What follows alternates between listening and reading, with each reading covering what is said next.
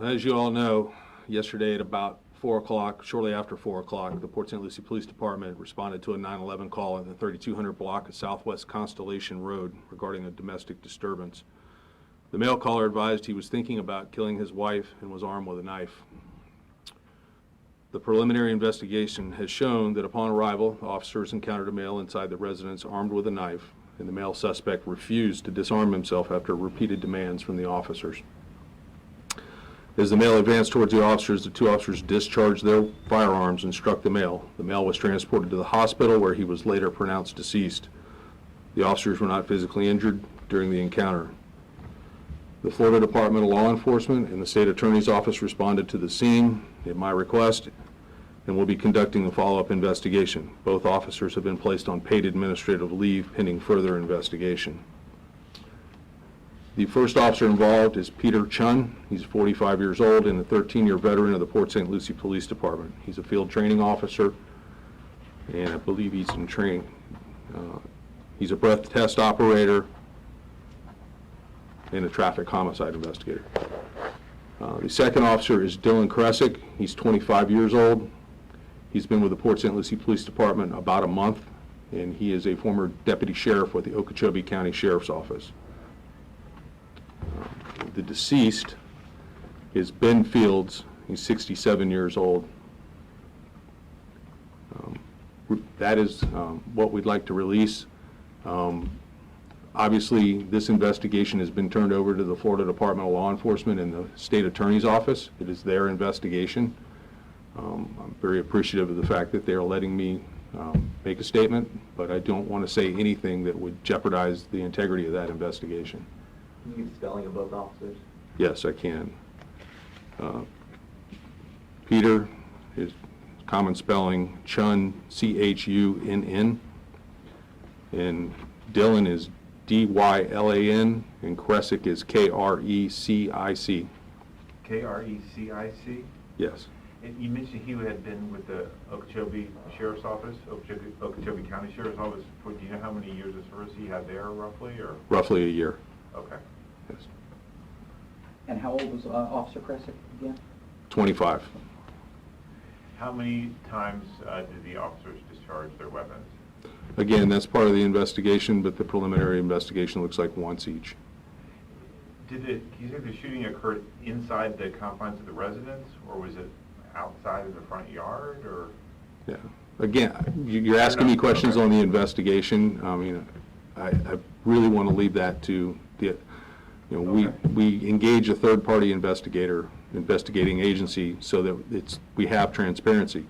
The downside to that is it's their investigation, and it's really not proper for another agency to comment on somebody else's investigation. How are your officers doing? Obviously, that's a pretty stressful and emotional experience for them. Yeah, being involved in a shooting is an extremely stressful situation. Both officers are doing well under the circumstances. They're both leaning on their support systems, and obviously the department's providing whatever assistance they need. To be clear, Chief, so it was Mr. Fields who made the initial 911 call? That is what the preliminary investigation revealed, yes. And is that common spelling on Ben Fields? Yes. Did we know anything about Mr. Fields' wife? She hurt at all?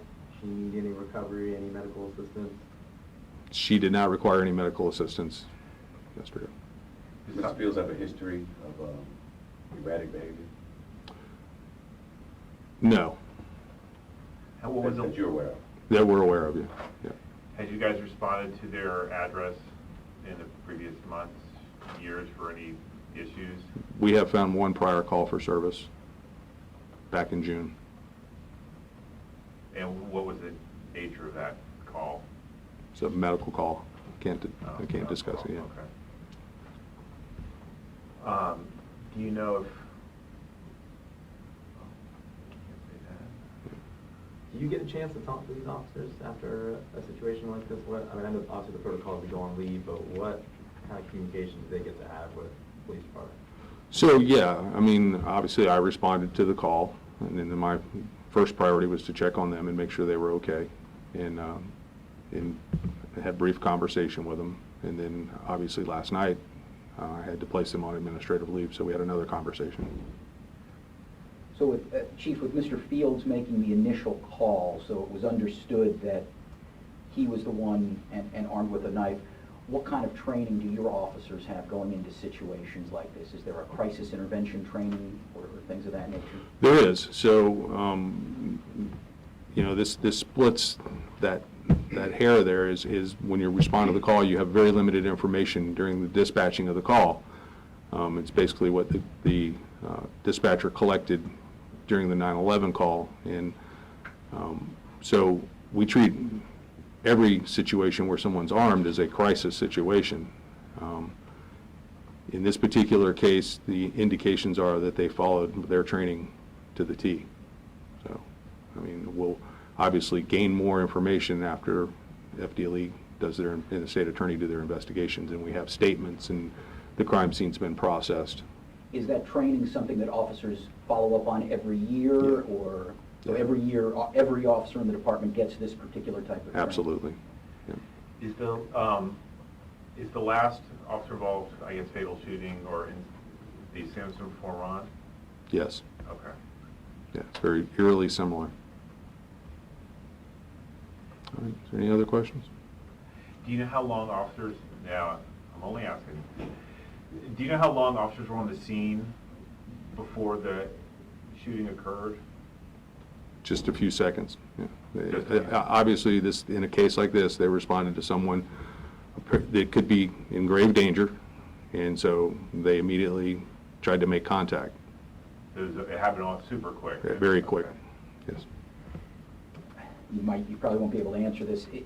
The previous call you said was a medical-related call.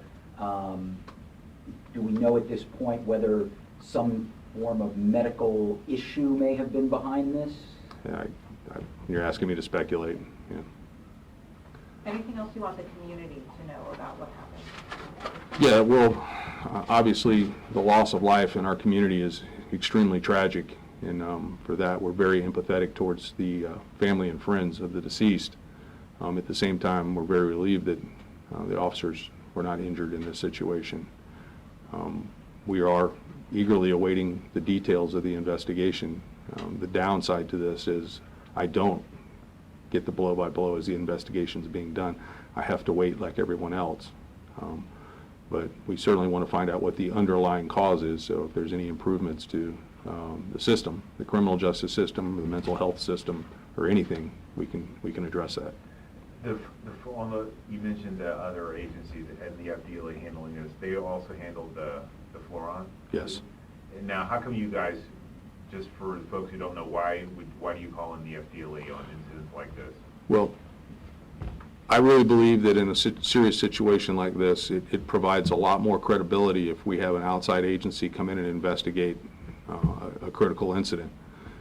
We have a memorandum of understanding with the Florida Department of Law Enforcement, and they, in that, they agreed with us to do the investigation when we have an officer involved shooting that involves serious bodily injury or death. I know you said that Fields was 67, but is it possible that his date of birth was in 67? No. Okay. No. All right. Can you say if anyone else was in the house at the time? Other than his wife? No, that's all we know. Okay. Yeah, Just the two people? just the two people. All right. Thank you for coming out, and you know, we'll all stay tuned and see what the investigation reveals. Any timeline for that? No, they just have to follow the evidence. Okay. Thank you.